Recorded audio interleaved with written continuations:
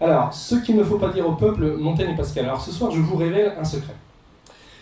Donc vous avez bien fait de venir, puisqu'on est toujours content d'être bénéficiaire d'un secret, même si cela peut peser quelque peu, cela nous isole, mais je vous fais la grâce d'un secret. Alors évidemment, vous devinez que ça n'est pas un secret personnel, c'est de toute façon généralement pas du côté des philosophes que l'on va chercher des secrets personnels. Les philosophes ont la vie la plus plate possible, il ne se passe rien.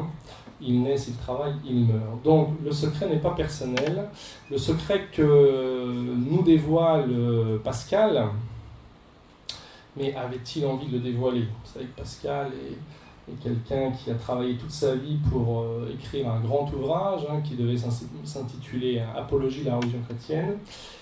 Et cet ouvrage ne naît pas le jour puisqu'il meurt avant sa composition. Donc peut-être nous a-t-il dévoilé un secret que lui-même ne voulait pas dévoiler.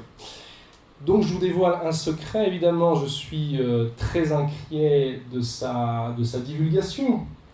Lorsqu'on révèle un secret à quelqu'un, on peut se dire, attention, cette personne-là ne tiendra jamais son secret, ne tiendra jamais sa parole, ne tiendra jamais sa langue. Bon. Puisque c'est un secret fondamental dont la divulgation serait pleinement catastrophique, et pas semblant pour moi, pour le monde social en général, pour le monde politique. Bien. Donc c'est un secret qu'il vous faudra garder. Bon. Mais vous allez me dire, vous êtes en train de faire ce que vous ne souhaitez pas qu'on fasse, c'est-à-dire vous êtes en train de nous divulguer le secret, enfin pas encore, je lâcherai le morceau, vous n'en faites pas. Mais vous êtes en train de nous divulguer le secret, alors même que, évidemment, le secret exige de n'être pas divulgué. Oui, effectivement, on s'engage dans, au fond, une démarche de philosophie politique, philosophie qui analyse le monde social et qui, en analysant le monde social, risque de le fragiliser. Et c'est bien ce qu'avait en tête Descartes, Descartes qui refuse, contrairement à Pascal, de s'avancer dans la philosophie politique, de prendre pied dans la philosophie politique. Il a bien compris qu'en analysant le politique, il risquait de le démonter ou de le fragiliser. Bon. Alors, Pascal n'a pas du tout cette crainte, pris par son propre génie. Il s'avance à visage découvert et entend nous révéler justement ce qu'il ne faut pas dire au peuple. Bon. Alors, venons-en au fait. Qu'est-ce qu'il ne faut pas dire au peuple? Quel est le secret qu'il ne faudra pas dire?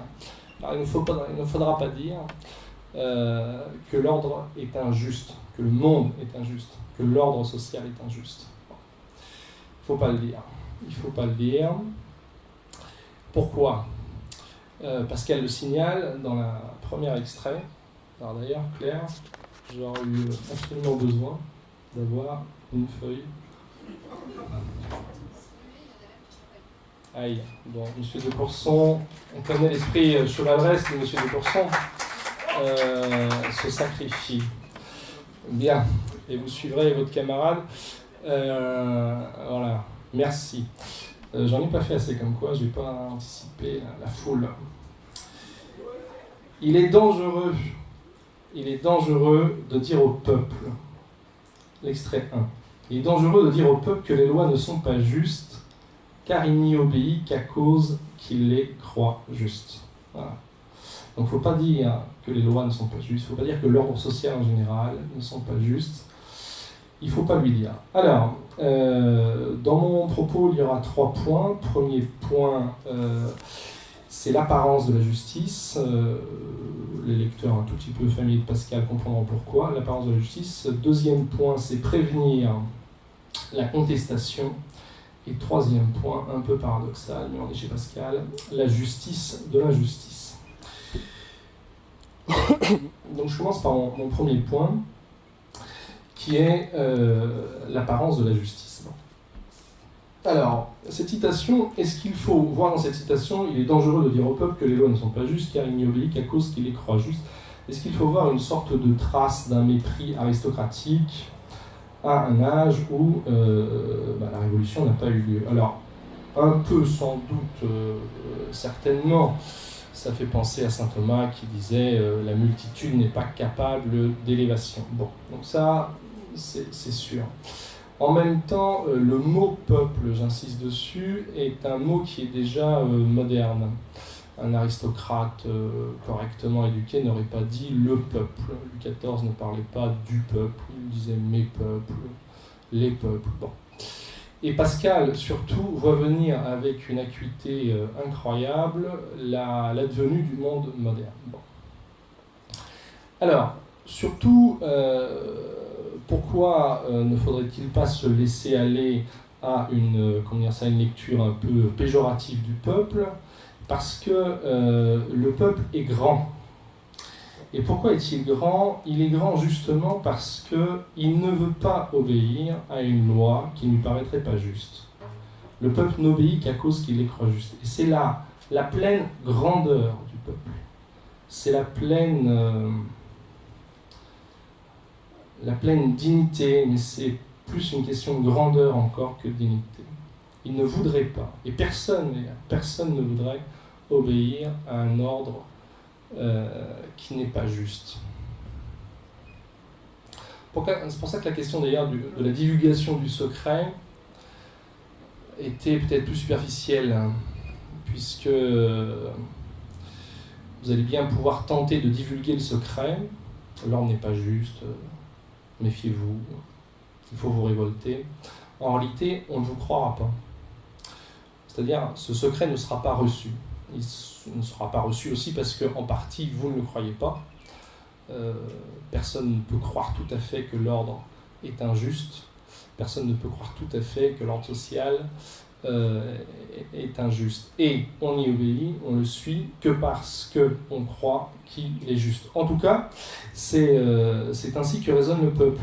D'où le fait que la divulgation du secret va vous faire évoluer de catégorie, si j'ose dire. Vous allez soudainement quitter la catégorie du peuple, vous élever au-dessus du peuple et pour atteindre une catégorie que Pascal nomme les demi-habiles et que Montaigne nomme les métis. Bon, on y reviendra. Mais cette divulgation du secret, voilà, ne devrait pas vous laisser inchangé, indemne. Bon. Alors, le peuple, c'est sa grandeur, aime la justice, mais il ne la connaît pas. C'est tout le drame de la condition humaine chez Pascal que de cette dissociation de l'amour et de la connaissance. Nous connaissons ce que nous n'aimons pas et nous aimons ce que nous ne connaissons pas. Et donc, nous aimons fortement la justice, mais nous ne la connaissons pas. Alors, il faut, toujours chez Pascal, s'appuyer sur la lecture qu'il a du péché originel. Vous savez qu'on est chez Pascal dans une relecture très importante de saint Augustin. Saint Augustin qui médite fortement le péché originel. Et chez Pascal, et c'est très important, ceux qui ont fait des études pourront voir la différence avec Hobbes, le péché originel n'a pas tout détruit. Il n'a pas détruit chez le peuple l'amour de la justice. Ce n'est pas du tout le cas chez Hobbes. Il n'y a plus de traces, ni de connaissance, ni d'amour, ni de goût pour la justice, en quoi que ce soit. Ce n'est pas le cas chez Pascal. Donc il est dangereux de dire au peuple que les lois ne sont pas justes car il n'obéit qu'à cause qu'il les croit justes. Donc le peuple serait sensible, si vous voulez, à la volonté d'instaurer un ordre juste. Et ça va bien être le problème. Le peuple ayant le goût de la justice, a soif de la justice, et il prêtera l'oreille à ceux qui lui promettront l'instauration d'un ordre juste. Vous savez qu'une des tâches de la philosophie contemporaine, enfin, une de celles qu'elle s'est donnée, c'est de dire les conditions d'un ordre juste. Bon. Le plus grand penseur de ce point de vue-là, celui qui tente un effort titanesque, héroïque, est John Rawls. John Rawls, c'est l'idée, bon voilà, on va se retrousser les manches et on va dire quelles sont, à quelles conditions un ordre est juste. Bon. une tâche immense, énorme. Bon. Nous ne souhaitons pas un ordre injuste et on pense parvenir à dire ce que serait un ordre juste. Bon. Alors, je ne vais pas vous parler de Rawls ce soir, mais on peut se contenter de lire, c'est ce que je vous ai mis dans mon deuxième extrait, là, la Déclaration des droits de l'homme. Parce qu'au fond, que veut l'ordre nouveau, si ce n'est instaurer un ordre juste? Bon. Et sur quoi repose l'ordre juste? Sur une notion que Pascal va exterminer en un tour de phrase, la notion de mérite. Les hommes naissent, donc je lis l'article premier, les hommes naissent et demeurent libres et égaux en droit. Les distinctions sociales ne peuvent être fondées que sur l'utilité commune. Tous les citoyens étant égaux à ses yeux sont également admissibles à toutes les dignités, toute dignité, place et emploi public, selon leurs capacités, et sans autre distinction que celle de leur vertu et de leur talent. C'est un texte magnifique qui fonde notre idéal de justice, notre idée que nous avons bien affaire à un ordre juste, que tout de même, il y a de la justice en ce bas monde. Nous allons discerner à grands coups d'école, de concours et autres gaietés, la vertu et les talents. Et nous donnerons à chacun selon sa vertu, à chacun selon ses talents. Donc on ne donnera pas la même chose à tout le monde. Comme dirait le prof de philo, on ne suivra pas l'égalité arithmétique, mais on suivra une égalité proportionnelle, la même chose. Donner à chacun selon son mérite. Bon, alors, cette idée d'un ordre social juste, Pascal n'y croit pas une moindre seconde. La justice est aimée, mais elle n'est pas connue. Et voilà comment il réduit en poudre la notion de mérite. Opinion du peuple saine, le plus grand des maux est les guerres civiles. Elles sont sûres, si on veut récompenser les mérites, car tous diront qu'ils méritent. Le mal à craindre d'un sot qui succède par droit de naissance n'est si grand ni si sûr. Pascal. Bon.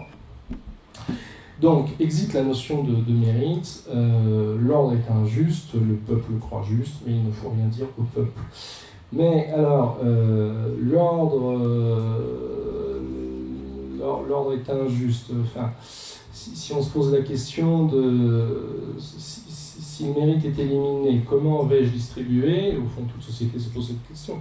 Comment vais-je distribuer la richesse et les honneurs? Comment vais-je dispatcher de par la société à la fois l'argent et les bonnes places, les dignités? Bon, eh bien Pascal aurait cette réponse-là. Il faut donner cet argent et ces honneurs et ces dignités à ceux qui les ont déjà, à ceux qui les ont prises et à ceux qui les ont prises par la force.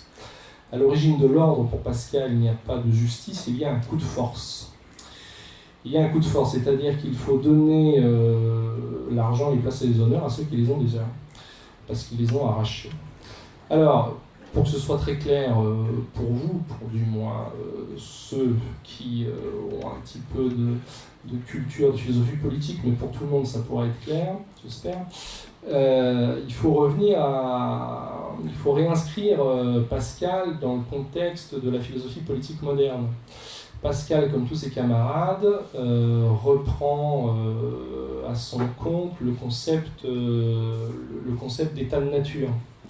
Le concept d'état de nature, c'est une manière de justifier l'état présent, de s'expliquer l'état présent. C'est une sorte de mythologie. Bon. La mythologie, le mythe servant à nous expliquer là où nous en sommes. C'est comme ça, parce que c'est comme ça. D'ailleurs, celui-ci, il va falloir qu'il se taise. C'est comme ça, parce que c'est comme ça. Alors, donc, l'état de nature, vous connaissez l'état de nature, c'est cet état originaire d'avant toute institution. Et donc, que dit ce mythe qu'est l'état de nature? Au commencement était tohu-bohu. Au commencement était désordre. Au commencement était la guerre. Au commencement est la guerre de tous contre tous, dirait Hobbes.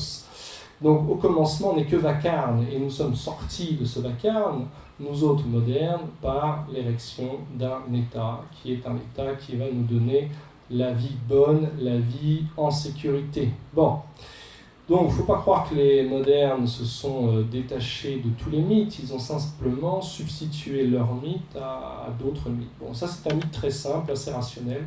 Au commencement c'était le bazar, et puis on a eu la bonne idée d'instaurer un État, et depuis nous vivons les pieds en éventail, dans l'ordre et la tranquillité. Bon. Alors quelles sont les différences de Pascal? Elles sont très importantes par rapport à Hobbes par exemple. Je m'excuse des technicités, mais comme les trois quarts de la salle sont composés d'étudiants, ils vont pouvoir voilà, se réjouir de ces technicités. Hobbes dit la guerre est de tous contre tous. La guerre est de chacun contre chacun. C'est une guerre qui oppose individu à individu, particule élémentaire contre particule élémentaire, atome contre atome. Pascal n'est pas d'accord avec ça. Elle dit la guerre est un clan contre clan. Bon, c'est une petite, légère différence, mais en fait, il y a pas mal d'incidences. La guerre n'est pas de tous contre tous, de chacun à chacun, mais de clan contre clan. Et deuxième différence, surtout, la guerre n'est pas perpétuelle. Contrairement à ce que dit Hobbes. Hobbes dit la guerre est perpétuelle, de sorte que Hobbes est un penseur du contrat social, ce que n'est pas Pascal. Pascal n'est pas un penseur du contrat social. Pascal est tout simplement celui qui dit il y a un camp qui l'emporte, qui finit par l'emporter sur un autre. Donc il y a un vainqueur et il y a un vaincu. Bon. Donc il y a bien une guerre, mais cette guerre n'oppose pas un individu à un autre individu. Cette guerre oppose des clans contre des clans, et il sort de cette guerre un victorieux, un vainqueur, qui l'emporte et qui impose son ordre. Et notre ordre social est le résultat de ce coup de force primitif. Mais vous avez compris que ce coup de force, nous le dissimulons. Pourquoi nous le dissimulons? Parce que le peuple ne voudrait pas obéir à un ordre qu'il ne croit pas juste. Donc il faut que cet ordre qui n'est pas juste ait la semblance de la justice. Il faut que cet ordre qui n'est pas juste ait l'apparence de juste. Ça ne pourrait pas marcher sans cela. D'où les stratégies sans cesse répétées de légitimation de cet ordre qui n'est que le fruit d'un coup de force. Bon. Alors c'est la fameuse phrase jeu de Pascal, hein, c'est-à-dire que je vais le lire, extrait 4. Hein. C'est une phrase qui est un peu complexe, donc je me suis permis de la chanter un peu. Bon, je ne l'ai pas trafiqué, mais je l'ai un peu coupé. Il est juste que ce qui est juste soit suivi. Bon, ça oui. Il est nécessaire que ce qui est le plus fort soit suivi. Également. La justice sans la force est impuissante, parce qu'il y a des méchants. Ça, c'est moi qui rajoute. La justice sans la force est impuissante. La force sans la justice est tyrannique et accusée. Il faut donc mettre ensemble la justice et la force. Et pour cela, faire que ce qui est juste soit fort, ou que ce qui est fort soit juste. La justice est sujette à dispute, ça c'est la phrase la plus importante, c'est-à-dire la justice, on ne sait pas ce que c'est. La force est reconnaissable et sans dispute. Donc la justice est sujette à dispute, la force est reconnaissable et sans dispute. Ça c'est une ligne force de Pascal, la force est visible. C'est très simple de savoir qui est le plus fort. Si vous avez 4 laquais, que j'en ai qu'un, vous êtes le plus fort. Ça se voit. Vous pouvez tout à fait faire une démonstration de force. C'est très visible. Elle n'est pas sujette à dispute. Et ainsi, nous pouvons faire que ce qui est juste fût fort. La justice est sujette à dispute. On a fait que ce qui est fort fût juste. Donc, les forts l'ont emporté. Mais cette force ne pourrait absolument pas perdurer, s'installer dans le temps si elle ne donnait pas l'illusion, la semblance de la justice. Donc il a fallu que l'ordre qui n'est que force ait l'apparence de la justice. Donc l'ordre n'est pas juste, et celui qui le croit est dans l'illusion. Mais tant mieux, puisque si cette illusion était en faillite, cet ordre s'effondrerait immédiatement. Donc au fond, l'ordre social, en dernier recours, repose sur l'imagination, ce que Pascal appelle l'imagination, c'est-à-dire nous croyons. Voilà. On imagine que l'ordre est juste, on imagine que le grand est grand, on imagine que celui qui est haut placé est réellement haut, est réellement grand. Tout ça est faux, c'est une illusion collective qu'il ne nous faut pas dévoiler. Je compte sur vous. Mais le secret, c'est brut. Le secret, c'est brut. Le secret, c'est ébruité d'une certaine façon. On peut même dire que le monde nouveau, issu de la Révolution, est tout entier contenu dans le fait que le secret s'est ébruité. Voilà. Et Pascal, qui est un penseur extra-lucide, comme tous les grands penseurs, voit venir avant tout le monde et avec une perspicacité incroyable l'effondrement qui va arriver. Et cet effondrement qui va arriver, il veut s'en prémunir, agiter d'ores et déjà des contre-feux. Bien, et donc on va étudier donc, dans une deuxième partie, voir et contenir la contestation. Et c'est là où l'on va examiner à quel point Pascal est un lecteur attentif et dissident de Montaigne. Pourquoi ? Parce que ceux qui ébruitent le secret, ces indélicats, ces imprudents, c'est ce que Montaigne, appelle les métis. Alors les métis n'a plus rien à voir avec le terme qu'on utilise aujourd'hui, quoique le sens devait être absolument le même, mais évidemment l'usage qu'en fait Montaigne est tout autre. Enfin, en tout cas, il faut se méfier des métis, vous allez le voir. Les métis sont des gens qui, vous allez voir pourquoi métis, je vous laisse un petit peu dans l'ombre. Les métis sont des gens dangereux parce qu'ils ébruitent le secret. Les métis sont la part de la population européenne par laquelle l'Europe va se transformer massivement elle-même. Alors, l'Europe va rentrer dans une transformation absolument massive d'elle-même par les métis. Elle va passer, si vous voulez, d'un ordre traditionnel à un ordre rationnel par le biais des métis. Et Montaigne ne voit pas ce passage d'un œil très avenant, ni Pascal. Alors, qu'est-ce qu'un métis dans l'esprit de Montaigne ? Alors, vous savez que le métis, il est entre, il est ni noir ni blanc. Il tient la corde entre deux. Et qu'est-ce que le métis chez Montaigne ? C'est celui qui est entre le philosophe et le paysan. Voilà. Le métis, il est ni paysan, ni philosophe ou sage, ni paysan. Ce qui deviendra les paysans, vous pouvez voir mon petit schéma, ce que deviendront les paysans, le peuple, chez Pascal, les paysans, le peuple. Là, on va prendre Pascal la main dans le sac. Les auteurs ont le droit de se tromper les uns les autres, vous n'en faites pas. Surtout Pascal, vous le verrez, est un disciple dissident de Montaigne, mais c'est quand même un disciple qui suit absolument sa trace durant bien des pages. Donc il y a une transposition absolument terme à terme. Les paysans, le peuple, les métis, les demi-habiles, et les philosophes ou sages, les habiles. Alors disais-je, le métis, il tient la corde entre les deux. Il n'est ni du côté du philosophe, ni du côté du paysan. Alors, qu'est-ce que le philosophe ? Le philosophe, c'est celui, là Montaigne, Pascal ne sera pas d'accord, le philosophe, c'est celui qui suit la coutume, parce qu'il connaît la rationalité de la coutume. Il suit la coutume parce qu'il en sait la raison. Le paysan suit la coutume par pure habitude et pure passivité. Il ne l'interroge pas, il ne s'interroge pas.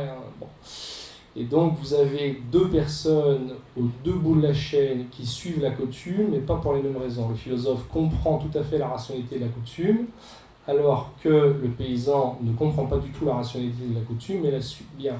Alors le métis, il porte un grain de sel terrible, puisque lui, il ne comprend pas la rationalité de la coutume, et il est plus paysan. Et donc c'est quelqu'un qui va râler, c'est quelqu'un qui va dire les choses ne devraient pas être comme elles sont. l'ordre social n'est pas ce qu'il devrait être. Et on est au cœur de la contestation. C'est-à-dire, avant même le renversement du monde, la philosophie identifie quels sont les personnages, enfin, quelle est la part de la population qui va s'engager dans le renversement, qui va s'engager dans la contestation. Et là, c'est la même chose pour Pascal, pour Pascal, sauf que lui dit le peuple, lui parle des habiles et lui parle des demi-habiles. Alors c'est la même chose et en même temps pas tout à fait. Pas tout à fait. Première contestation de Pascal vis-à-vis de Montaigne, c'est l'extrait 5. Pour Pascal, la coutume n'a aucune rationalité. L'ordre social est un ordre qui n'a aucune justesse, aucune justice. Donc s'il faut suivre la coutume, c'est parce que la coutume est la coutume. Bon. Il ne s'agit pas de suivre la coutume parce qu'elle est rationnelle, mais de suivre la coutume parce que c'est la coutume. Point 13. Ça, c'est ce qu'on lit dans l'extrait 5. Montaigne a tort, la coutume ne doit être suivie que parce qu'elle est coutume et non parce qu'elle est raisonnable ou juste. Mais le peuple la suit par cette seule raison qu'il la croit juste, on le savait déjà. Sinon, il ne la suivrait plus, quoi qu'elle fût coutume, car on ne veut être assujetti qu'à la raison ou à la justice. La coutume, sans cela, passerait pour tyrannique. Il serait donc bon qu'on obéisse aux lois et aux coutumes parce qu'elles sont lois, qu'il sut qu'il n'y en ait aucune vraie et juste à introduire, que nous n'y connaissons rien, et qu'ainsi il faut seulement suivre les reçus. Par ce moyen, on ne les quitterait jamais. Si on pouvait tenir à la coutume parce que c'est la coutume, ce serait formidable. Mais le peuple n'est pas susceptible de cette doctrine.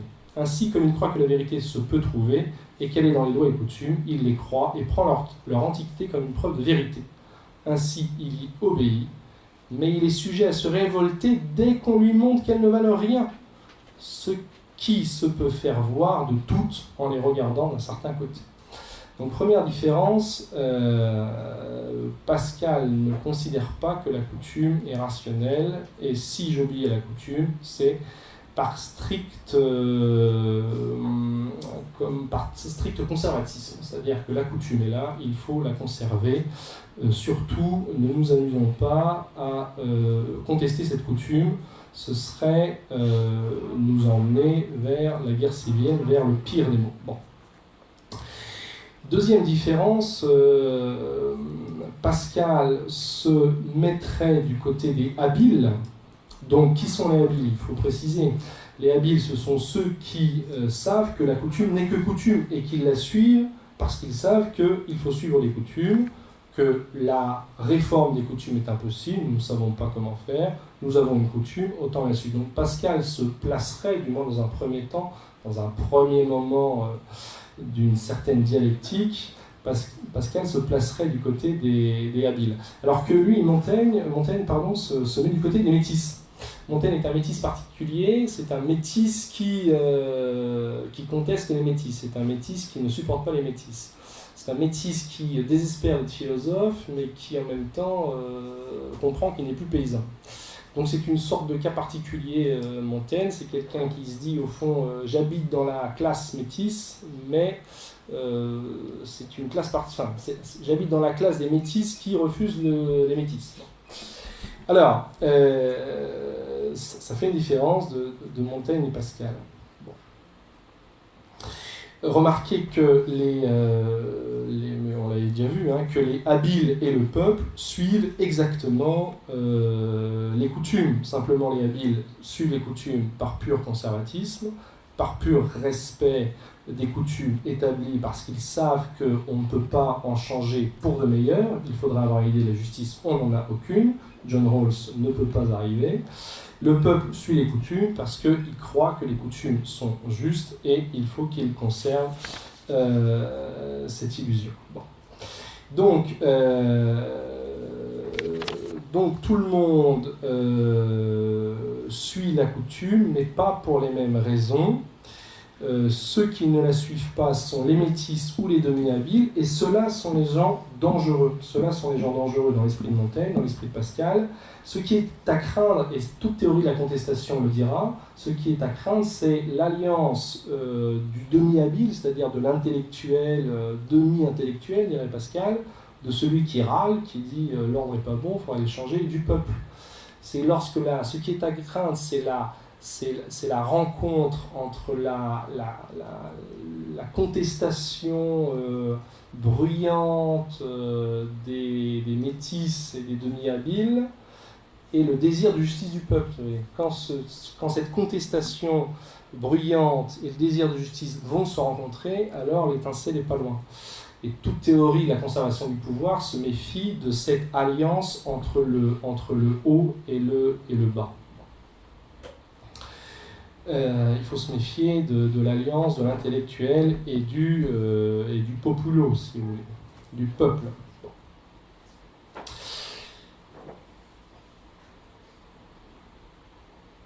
Voilà, alors on peut lire l'extrait 7. Il est donc vrai de dire que tout le monde est dans l'illusion, car encore que les opinions du peuple soient saines, elles ne le sont pas dans sa tête. Vous voyez, le peuple a raison, en même temps il a tort. Il a raison parce que le peuple suit les coutumes, et en même temps il les suit, mais il ne sait pas pourquoi il faut les suivre. Il les suit parce qu'il pense que les coutumes sont bonnes. Il est donc vrai de dire que tout le monde est en illusion, car encore que les opinions du peuple soient saines, elles ne le sont pas dans sa tête, car il pense que la vérité est ou elle n'est pas.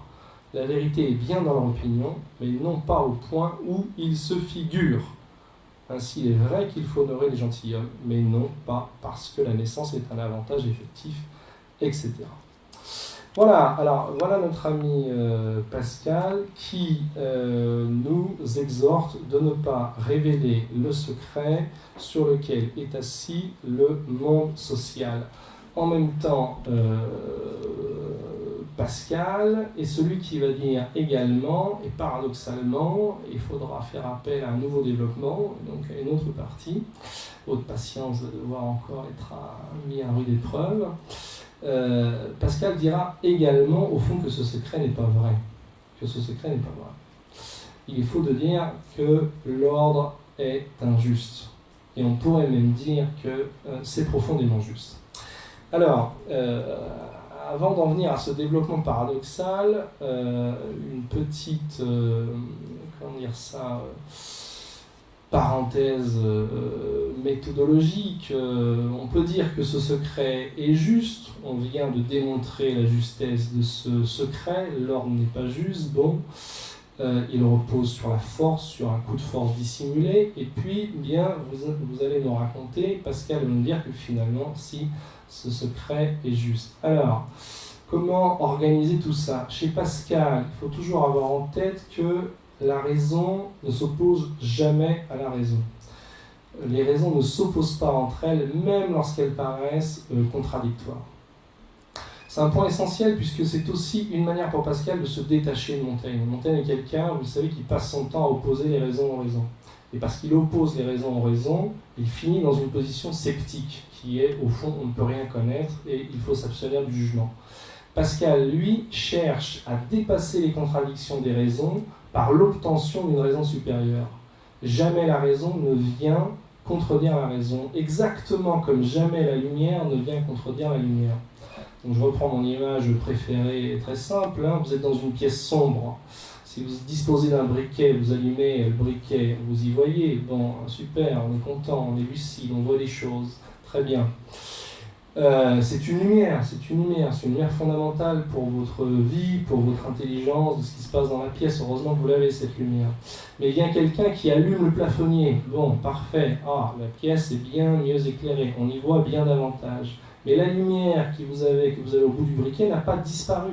Elle est toujours là, elle est toujours en place. Simplement, cette lumière, elle ne sert plus à rien. Elle est rendue vaine, inutile, presque idiote. Qu'est-ce que tu fais là étant ton briquet, on n'a plus rien à faire puisque tu as la lumière du plafonnier. Bon, mais n'empêche que cette lumière n'a pas disparu du tout. Elle a trouvé sa place, dirait Pascal. Et si quelqu'un, à la suite de ça, vient, ouvre les rideaux en grand et la lumière du jour envahit la pièce, la lumière du plafonnier n'a pas disparu non plus, ni la lumière du briquet. Donc chez Pascal, on va de lumière en lumière, de lumière inférieure en lumière supérieure. Et la lumière supérieure ne fait jamais disparaître la lumière inférieure, mais la rend à son insuffisance ou à sa vacuité, au fait qu'elle ne voit finalement pas grand-chose. Ce qu'elle voit, c'est pas grand-chose. Donc ce qu'on a vu pour le moment, dirait Pascal, c'est pas mal, mais c'est pas grand-chose. C'est pas faux, c'est jamais faux. Les raisons ne sont jamais fausses. C'est vraiment une très très belle anticipation de ce qui se jouera chez Hegel ensuite. On n'est jamais dans le faux. Bon. C'est pas faux, mais simplement c'est insuffisant, c'est partial, c'est aveugle finalement. Bon. Il serait tiriste de rester qu'avec un briquet lorsqu'on dispose de la lumière du jour. Bon. Alors, je vais vous emmener sur des voies, sur des pentes délicates, puisque évidemment Pascal va faire appel à une autre lumière qui va non pas écrabouiller les autres lumières, mais les rendre à leur insuffisance. Et du point de vue de cette autre lumière, c'est là où un renversement du tout au tout est possible, du point de vue de cette autre lumière, l'ordre injuste est juste. Voilà. On tient à un complet paradoxe. L'ordre injuste, même très très injuste, est très très juste, parfaitement juste, absolument juste. On ne pourrait pas en souhaiter de plus juste. Bon. Alors, évidemment, la lumière supérieure auquel Pascal pense avoir accès, c'est la lumière qu'il trouve dans la révélation judéo-chrétienne. Puisque Pascal, vous le savez, est quelqu'un qui passe toute sa vie, enfin toutes les dernières années de sa vie, il est très malade, à essayer d'écrire une apologie pour la religion chrétienne. Bon, alors évidemment, cette religion chrétienne prend une place tout à fait déterminante dans l'économie des pensées, et c'est cette lumière de la révélation qui va, d'une certaine façon, tout décapsuler, je ne sais pas comment est le terme, mais tout mettre à l'envers, tout renverser. Bon, tout renverser, quoique tout reste en place. Tout est vu autrement, mais tout reste en place.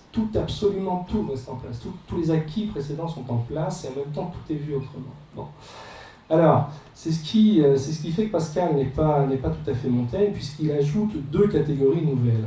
Il ajoute la catégorie des vrais chrétiens dans laquelle il se place et la catégorie des dévots dans laquelle il ne se place pas. Bon. Et la catégorie des paysans n'est pas changée. Donc vous voyez, le deuxième tableau, Montaigne, Pascal, les catégories nouvelles. Il faut comprendre ce que c'est qu'un vrai chrétien, il faut comprendre ce que c'est qu'un dévot. Alors, le vrai chrétien, c'est celui pour Pascal qui a compris que la soumission à l'ordre injuste était juste en raison de notre péché. C'est-à-dire, il n'est pas scandaleux, il n'est pas anormal, il n'est pas... comment dire ça, oui, il n'est pas scandaleux, il n'est pas indigne, il n'est pas anormal, que nous soyons soumis à un ordre injuste. Pourquoi ? En raison de notre péché, qui est le péché originel, qui est aussi notre péché personnel. L'idée de péché originel, évidemment, est liée à la tradition chrétienne, notamment à partir de saint Augustin, qui en fait une catégorie fondamentale de la pensée chrétienne, mais elle apparaît dans des textes très antérieurs, dans les textes bibliques qui appartiennent au monde juif. Quand le psaume 50 dit « J'étais pécheur dès le sein de ma mère », bon, dès le sein de ma mère j'ai péché. Bon. Donc cette conscience du péché est très, très ancienne, très ancestrale, et pour Pascal c'est tout à fait ça. Les vrais chrétiens obéissent à l'ordre qui est là, non pas parce qu'il est juste, mais parce qu'il est tout à fait juste d'être soumis à un ordre injuste, parce que nous avons, nous les premiers, désobéi à l'ordre juste de Dieu. Donc ils comprennent cette obéissance sous une toute autre lumière. Bon. Et donc Pascal se place dans la catégorie des vrais chrétiens qui se comportent exactement comme les habiles, mais pour d'autres raisons qu'eux. Ils ont d'autres lumières. Les habiles ont raison de se comporter comme des habiles. Chez Pascal, il y a un légitimisme de Pascal, il y a un conservatisme de Pascal. Vous pouvez faire toute une philosophie conservatrice à l'aide de Pascal. Mais les vrais chrétiens se comportent exactement comme les habiles, mais pour de toutes autres raisons qu'eux. Et eux pourront dire que l'ordre injuste est juste, puisqu'il n'est pas injuste d'être soumis à un ordre injuste.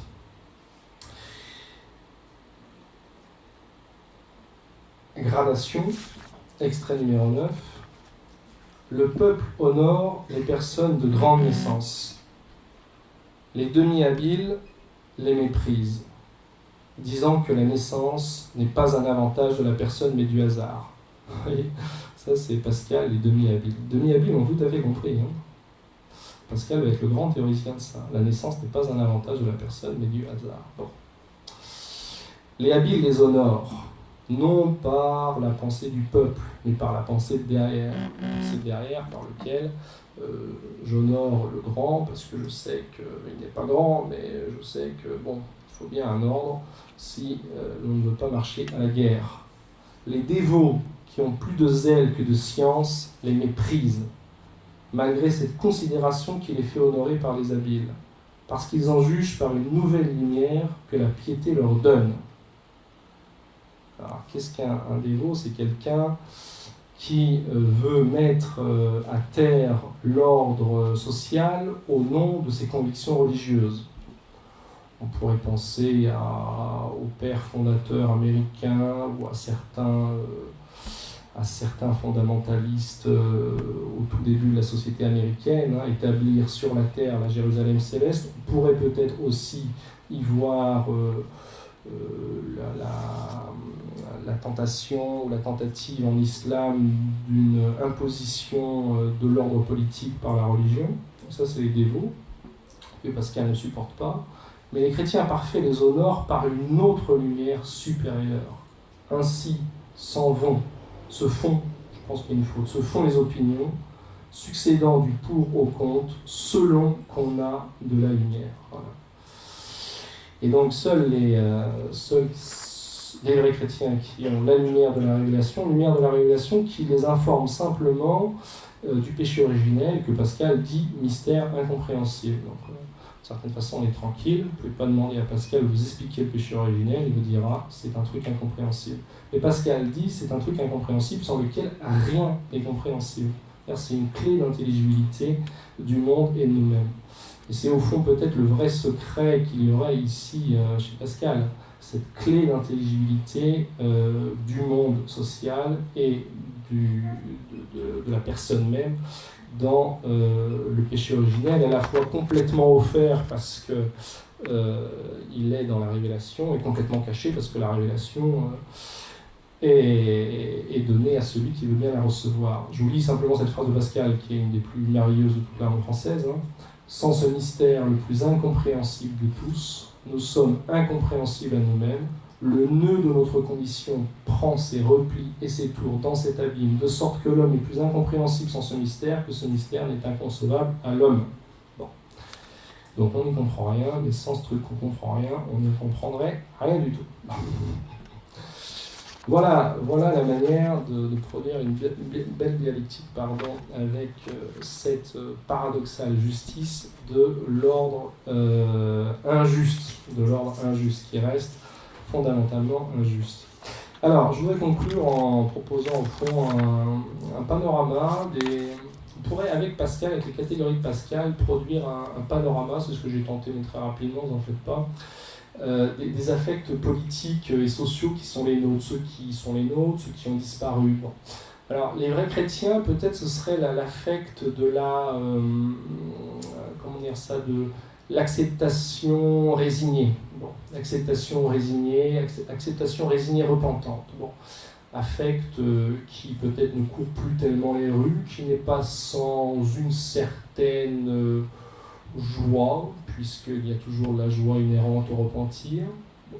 Ce serait du côté des vrais chrétiens. Du côté des paysans, du peuple, il manque là pour le coup peut-être plus radicalement encore un affect politique fondamental dans cet ordre-là qui serait l'amour. C'est-à-dire le paysan qui voit passer, le paysan de Montaigne, qui voit passer le grand avec des yeux qui brillent, qui voit passer le gentilhomme comme si ce gentilhomme était un être supérieur. Bon. Alors ça, c'est un affect qui a déserté, peut-être davantage en France qu'ailleurs. Les Français regardent avec certain mépris ou effroi les Anglais saluant leur roi et reine ou prince et princesse, bon, mais cet affect fondamental politique qu'est l'amour, l'amour du grand, qui a véritablement été un moteur tout à fait essentiel politique, là aussi semble avoir disparu. Les dévots, alors, sont peut-être de retour dans une certaine frange de la société qui n'est pas, à proprement parler, la frange chrétienne. Mais Pascal tient les dévots en un assez grand mépris. Les demi-habiles, alors les demi-habiles, sont-ils là? Peut-être encore. Il y a de l'exaspération, mais je dirais même, c'est pas si certain. Peut-être qu'on a de l'exaspération, on a de la colère, mais cette colère a-t-elle la force de se faire autre chose qu'elle-même, c'est-à-dire de se faire force de proposition, force argumentative, de proposer véritablement un ordre neuf, une alternative? C'est pas certain. Tout semble penser que la victoire appartient aux habiles, à ceux qui, voilà, à qui on ne la fait pas croire, ceux qui sont, comme dirait Peggy, du parti voilà, de ceux à qui on ne la fait pas, et qui sont voilà, du côté plutôt du sarcasme ou de la semi-distance, qui n'est pas sans joie ou sans consolation. Bon. Voilà, peut-être victoire aux habiles, finalement. C'est sur ce panorama incomplet que je vous remercie de votre attention.